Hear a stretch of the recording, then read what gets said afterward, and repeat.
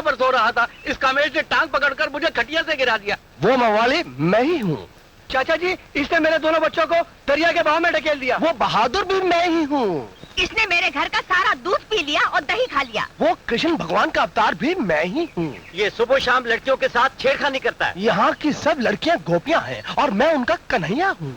कुछ कीजिए रघुवीर जी, वरना सारे गांव का सत्यानाश हो जाएगा। अबे ओ शैतान को शर्माने वाले खबीस, ये सारी हरकतें तूने कहाँ से सीखी हैं? ये तो सब छोटे छोटे नमूने थे। अगर अब भी तुमने मुझे मेरा हिस्सा नहीं दिया तो मैं इस गांव की वो हालत करूंगा कि दुनिया के नक्शे से इसका नामो निशान मिट जाएगा। शैतान और चुड़ैल भी इधर से गुजरते हुए घबराएंगे। दादी, जल्दी से जायदाद का बंटवारा कर दे और मेरा हिस्सा मुझे दे दे। अरे चुप रह रघुवीर, इसका दादा इतना इज्जत वाला था कि गांव के लोग उनकी पूजा करते थे, और ये नालायक ऐसा है कि उनकी सारी इज्जत धूल में मिला के रख दी। ऐसा करो, जायदाद बेच दो, इसका हिस्सा दे दो, कैसे मैं गुजारा कर लूंगी। ए कामेश, कुछ दिनों के लिए अपनी जलील हरकतें बंद करो और मुझे एक हफ्ते का वक्त दो सोचने के लिए।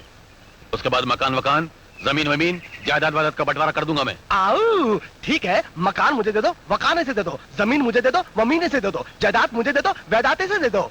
कैसा लगा मेरा ये डायलॉग? तुम्हारा मतलब है तुम्हारी नजरों में मकान वकान, जमीन वमीन, जायदाद वायदाद सब बराबर है? हाँ। तो ठीक है, जायदाद में से वायदाद, मकान में से वकान, जमीन में से वमीन मैं तुम्हें देता हूँ और बाकी जो बचता है वो मैं इन्हें देता हूँ। कैसा लगा मेरा ये डायलॉग? चाचा जी, मैं इसीलिए मुझे गांव का हर छोटा बड़ा जवान बूढ़ा रघुवीर चाचा कहता है, समझे भतीजे? मुझे तो ये सब कुछ एक सपने जैसा लग रहा है, और इस सपने को हमारी शादी हकीकत में बदल सकती है। सुनो, मैं दूसरे वकीलों के साथ कुछ दिनों के लिए टूर पे जा रहा हूँ। मेरे वापस आने से पहले तुम अपनी बहन को हमारी प्रेम कहानी सुना देना, ताकि वो फौरन मेरी माँ से मिलकर शादी की बात पक्की कर दे। और जब मैं लौटूंगा शादी की तैयारियां शुरू हो चुकी होंगी और दरवाजे पर शनाइयां बज रही होंगी और मैं दुल्हन के लिबास में तुम्हारा इंतजार कर रही होंगी।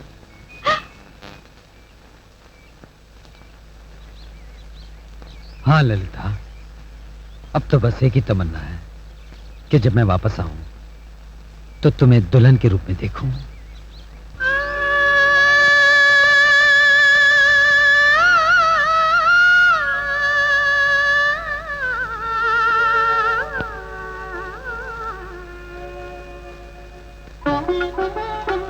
वाह, कितनी मधुर और मीठी आवाज है इसकी। ये सब उसकी लीला है। गरीबी के दलदल में भी वैसे सुंदर और पाक दामन कमल खिलाता है। भाई, अब मैं ये चाहती हूँ कि सुबह शाम ये आवाज, इसके गाए हुए भजन इसी घर में सुनाई दे। मैं इसे सदा अपने पास रख लूं। यही बात करने के लिए मैंने आपको तकलीफ देकर यहाँ बुलवाया है। आपका मतलब है कि मैं जानकी को अपनी बहू बनाना चाहती हूँ। इस बारे में आपका क्या ख्याल है? ख्याल? मुझे तो खुशी के मारे शब्द नहीं मिल रहे हैं। अगर जानकी इस घर में आ जाएगी तो मुझे ऐसा लगेगा कि इस घर में एक देवी की स्थापना हो गई। लेकिन भाभी, एक बार राम से पूछ लीजिए। अरे उससे क्या पूछना है, उसे इतराज हो ही नहीं सकता। मुझे मालूम है वो भी उसे बहुत पसंद करता है। तो फिर देर किस बात की? फौरन शादी की तारीख निकालिए। बाकी सब जिम्मेदारी मैं संभाल लूंगा, सब काम मैं संभाल लूंगा। जानकी, मैं खुशखबरी सुनाती हूँ। हम राम की शादी तय कर रहे हैं। कितनी दूर दूर से उसके रिश्ते आए हैं और क्या क्या दहेज देने को तैयार हैं लोग। जमीन, जायदाद, जेवर, दौलत। लेकिन मैं उन सब चीजों की लालची नहीं हूँ। मुझे ऐसी बहू चाहिए जो मेरे बेटे का ख्याल रखे, जो हमारे खानदान की इज्जत को सदा सलामत रखे। और इस गांव में वैसी लड़की सिर्फ एक ही है, और वो हो तुम, जानकी।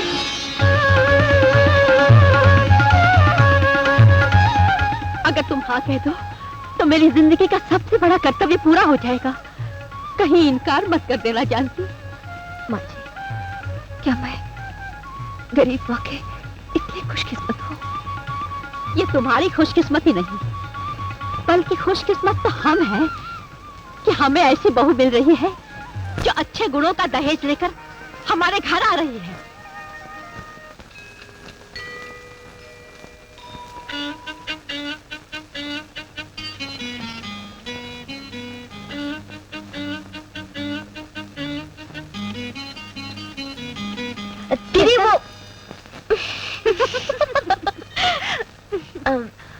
दीदी, तुम कुछ कहना चाह रही थी?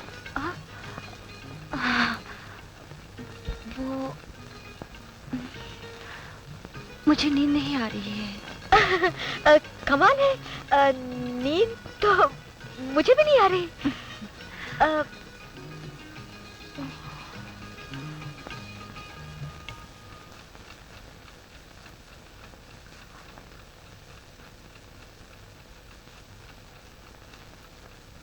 मुझे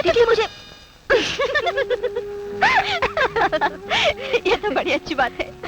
कहते हैं दो इंसान एक साथ कुछ कहने की कोशिश करें तो घर में कोई नया आदमी आता है। दीदी, तुम कुछ कहना चाहती थी ना? बोलो। हाँ, तुम भी कुछ कहना चाहती हो ना? तुम बोलो। नहीं, पहले तुम बोलो। तुम बोलो। तुम पहले तुम। मैं नहीं बोलूंगी, पहले तुम ही बोलो ना। हे राम, तुम छोटी हो, मेरी लाडली हो, पहले मौका तुमको मिला चाहिए। हे कृष्णा, ये कौन सी किताब में लिखा है? पहले बड़े फिर छोटे। तुम बोलो। तुम बोलो ना, क्या बात है? दीदी, ऐसे तू मैं में सारी रात गुजर जाएगी। एक काम करते हैं, रुपया उछालते हैं। अगर चित आया तो तुम बोलोगी, पट आया तो मैं बोलूंगी। मंजूर? मंजूर। ओके।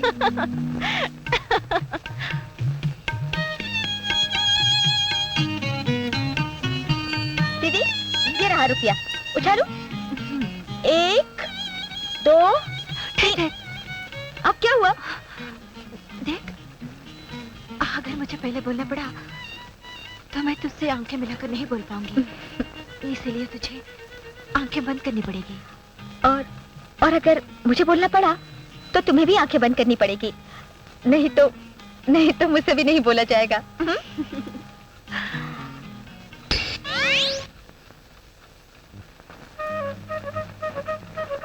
अरे, ये रुपया कहाँ गया?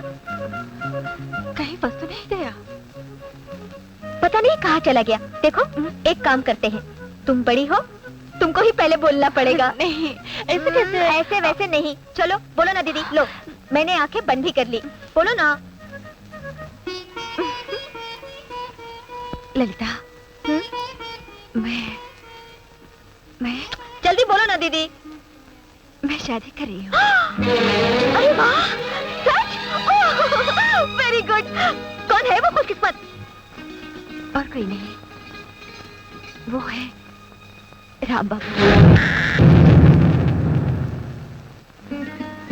हाँ ललिता, पार्वती चाची ने कल मुझे इस रिश्ते के बारे में पूछा। मैं कैसे इनकार कर सकती थी? मैंने हाँ कर दी। दरअसल ललिता, तुम्हें नहीं मालूम, मैं खुद उन्हें बेहद चाहती हूँ। दिल ही दिल में उनसे प्यार करती हूँ, उनकी पूजा करती हूँ। और उनके रवैया से लगता है वो भी मुझे बहुत चाहते हैं। सच पूछो तो उनको देखने के बाद ही मेरे दिल में शादी की इच्छा पैदा हुई है। अक्सर मैं ये सोचा करती थी, अगर जीते जी मैं उनकी ना बन सकी तो मैं किसी की ना बन सकूंगी। अपनी जान दे दूंगी। बस अब उनके आते ही पार्वती चाची हमारी शादी की तारीख पक्की कर देगी। ले, मैंने अपने दिल की बात सुना दी। अब तू बोल, तू क्या कहना चाहती थी?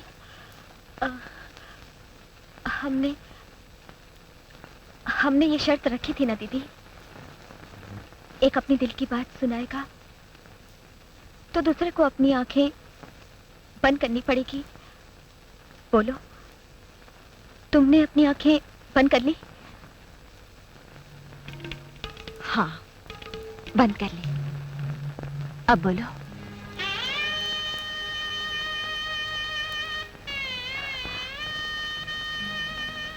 दीदी,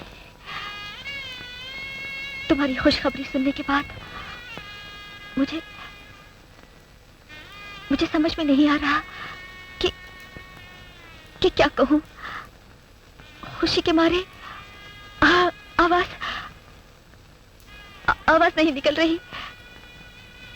तुम बहुत भाग्यवान हो दीदी, भगवान ने तुम्हारी सुन ली। जिसे तुम मन में पूछती रही, वो तुम्हें मिल गया। वरना इस संसार में तमन्नाएं मन में जन्म लेती हैं और मन में ही मर जाती हैं। तुम किस्मत वाली होती थी, तुम्हें अपनी पसंद का पति मिल रहा है जो अच्छा इंसान है और अच्छे दिल का मालिक है। तुम्हारी शादी हो जाए, तुम्हारा घर बस जाए और तुम सारी जिंदगी सुखी रहो, यही मेरी इच्छा है। मेरी तारीफ तो बंद कर, पहले ये बता तुम मुझसे क्या कहना चाहती थी? ओ मैं ये कह रही थी दीदी कि प्रिंसिपल साहब ने मुझसे वादा किया है कि वो मुझे रिजल्ट के बाद कॉलेज में लेक्चरर की नौकरी देंगे। सच? ललिता, तू कॉलेज में पढ़ाएगी? आज मैं कितनी खुश हूँ कि भगवान ने मुझे इस लायक तो बनाया